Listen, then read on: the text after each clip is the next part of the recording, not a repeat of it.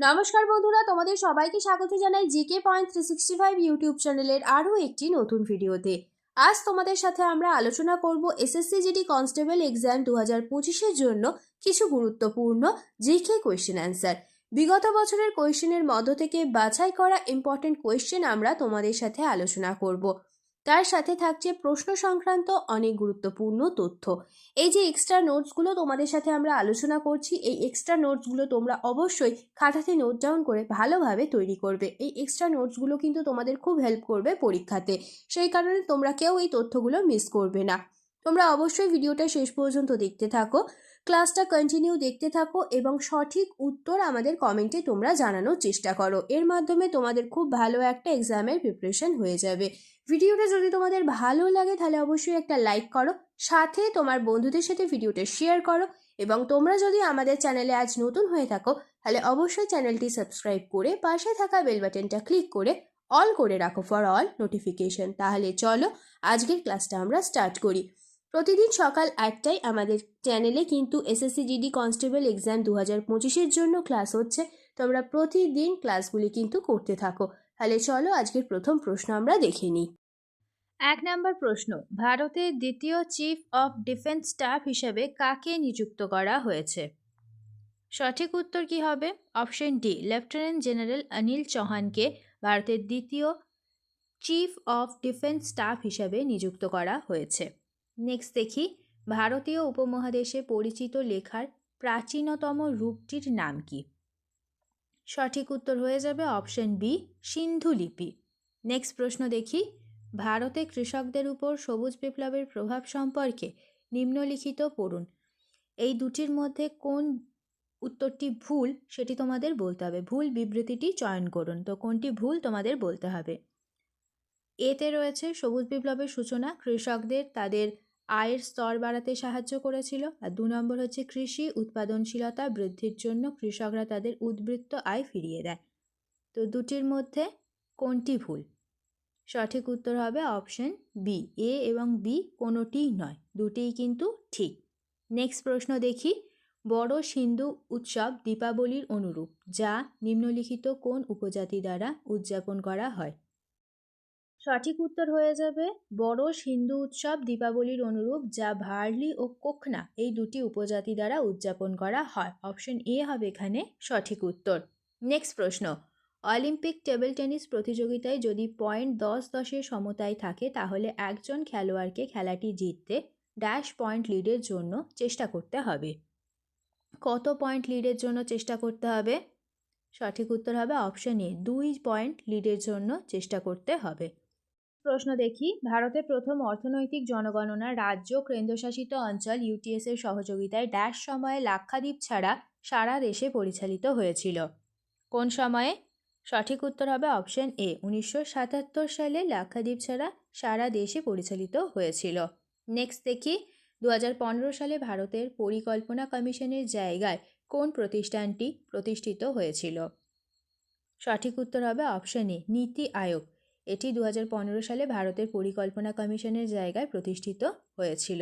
Next প্রশ্ন, আন্তর্জাতিক shooting sport federation বিশ্বকাপ 2022 কোথায় অনুষ্ঠিত হয়েছিল? আন্তর্জাতিক শুটিং স্পোর্ট ফেডারেশন বিশ্বকাপ 2022 অনুষ্ঠিত হয়েছিল মিশরের কায়রোতে। অপশন এ হবে সঠিক উত্তর। নেক্সট দেখি, মহিলা সংরক্ষণ বিল 2023 অনুসারে লোকসভা এবং রাজ্য বিধানসভায় কতটি আসন মহিলাদের জন্য সংরক্ষিত? সঠিক উত্তর হবে অপশন বি, 1/3 আসন মহিলাদের জন্য সংরক্ষিত। নেক্সট প্রশ্ন দেখি, ওস্তাদ বিসমিল্লাহ খান ড্যাশের একজন বিখ্যাত বাদক? ওস্তাদ বিসমিল্লাহ খান তিনি সানাইয়ের একজন বিখ্যাত বাদক। অপশন বি হবে সঠিক উত্তর। নেক্সট প্রশ্ন দেখি, open network for digital commerce ONDC হলো ড্যাশের একটি উদ্যোগ? সঠিক উত্তর হবে option C, department for promotion of industry and internal trade. Next প্রশ্ন দেখি, কোন ভারতীয় রিজার্ভ ব্যাংকের কাজ? কোনটি নিচের দুটির মধ্যে ভারতীয় রিজার্ভ ব্যাংকের কাজ? এক হচ্ছে মুদ্রা ইস্যু করা আর 2 হচ্ছে শেষ অবলম্বনে ঋণদাতা। তো দুটির মধ্যে সঠিক উত্তর কি হবে? অপশন বি, 1 এবং 2 উভয়ই হলো ভারতীয় রিজার্ভ ব্যাংকের কাজ। নেক্সট প্রশ্ন দেখি, সত্যশোধক সমাজের প্রতিষ্ঠাতা কে ছিলেন? সত্যশোধক সমাজের প্রতিষ্ঠাতা হলেন জ্যোতিবা ফুলে। নেক্সট প্রশ্ন দেখি। আপেক্ষিকতা তত্ত্বের সাথে ড্যাশ পদার্থবিজ্ঞানের পরিদৃশ্যকে রূপান্তরিত করছে। এই তত্ত্বটি প্রধানত কোয়ান্টাম বলবিজ্ঞান তত্ত্ব নকশায় অবদান রেখেছে। সঠিক উত্তর হবে অপশন এ, অ্যালবার্ট আইনস্টাইন পদার্থবিজ্ঞানে পরিদৃশ্যকে রূপান্তরিত করেছে।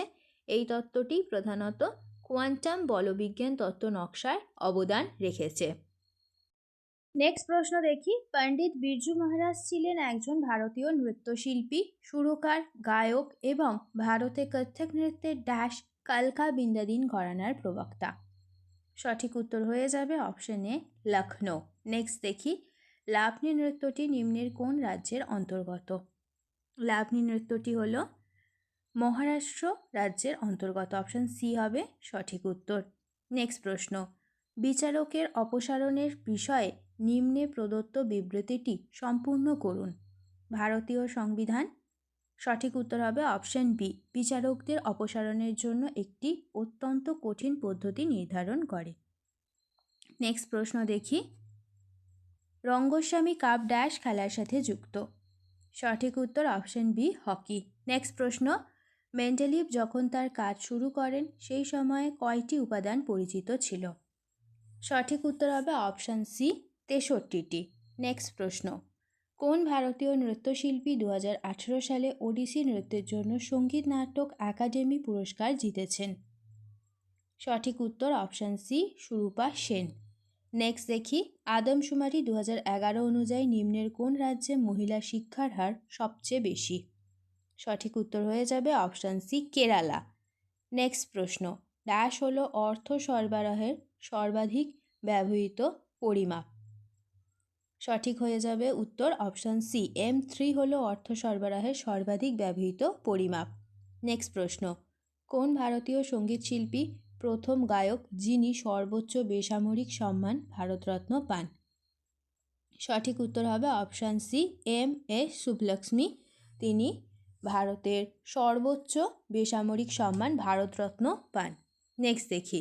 2026 শীতকালীন অলিম্পিকে ড্যাশে অনুষ্ঠিত হবে? সঠিক উত্তর অপশন ডি, ইতালিতে। নেক্সট প্রশ্ন। ভারতীয় সংবিধান 4 এ অংশ অনুসারে যিনি একজন পিতা বা মাতা বা অভিভাবক তার দায়িত্বে ড্যাশ বছরের মধ্যে সন্তানকে শিক্ষার সুযোগ প্রদান করা? সঠিক উত্তর হবে অপশন বি, 6 থেকে 14 বছর বয়সের মধ্যে সন্তানকে শিক্ষার সুযোগ প্রদান করা। নেক্সট প্রশ্ন। অমৃতসরের সন্ধি কত সালে স্বাক্ষরিত হয়েছিল? সঠিক উত্তর অপশন বি, 1809 সালে অমৃতসরের সন্ধি স্বাক্ষরিত হয়েছিল। শেষ হলো আজকের ভিডিও। আজকের পর্বে আমরা আলোচনা করলাম এসএসসি জিডি কনস্টেবল এক্সাম 2025-এর জন্য কিছু গুরুত্বপূর্ণ জিকে কোয়েশ্চেন অ্যান্সারের ক্লাস নিয়ে। তোমাদের যদি আজকের ভিডিওটি ভালো লাগে তাহলে অবশ্যই একটা লাইক করো ভিডিওটিতে, সাথে তোমার বন্ধুদের সাথে ইম্পর্টেন্ট ক্লাসটি শেয়ার করে দাও। তোমরা টাইমের মধ্যে সঠিক উত্তর অবশ্যই আমাদের কমেন্টে জানানোর চেষ্টা করো। প্রতিদিন সকাল 8টায় আমাদের চ্যানেলে এসএসসি জিডি কনস্টেবল এক্সাম 2025-এর জন্য ক্লাস হচ্ছে এবং সন্ধ্যা 7টায় ডাব্লিউবিপি কেপি কনস্টেবল 2025-এর জন্য ক্লাস হচ্ছে। তোমরা প্রতিদিন এই ইম্পর্টেন্ট ক্লাসগুলি অবশ্যই দেখতে থাকো, ক্লাসগুলিতে অংশগ্রহণ করো, সঠিক উত্তর তোমরা অবশ্যই আমাদের কমেন্টে জানানোর চেষ্টা করো। তোমাদের যদি আমাদের ভিডিওগুলি ভালো লাগে তাহলে অবশ্যই লাইক করো, সাথে তোমার বন্ধুদের সাথে ভিডিওগুলি শেয়ার করো এবং তোমরা যদি আমাদের চ্যানেলে নতুন হয়ে থাকো, এখনও পর্যন্ত যদি তোমরা আমাদের চ্যানেলটি সাবস্ক্রাইব না করে থাকো তাহলে অবশ্যই চ্যানেলটি সাবস্ক্রাইব করে পাশে থাকা বেল বাটনটা ক্লিক করে অল করে দাও ফর অল নোটিফিকেশান, যাতে সবার প্রথমে আমাদের ভিডিও নোটিফিকেশান তোমাদের কাছে পৌঁছে যেতে পারে। আজ এই পর্যন্তই, দেখা হচ্ছে নেক্সট ভিডিওতে। তাহলে চলো তোমরা ততদিন আমাদের ভিডিওগুলি আরও ভালো করে দেখতে থাকো। ধন্যবাদ।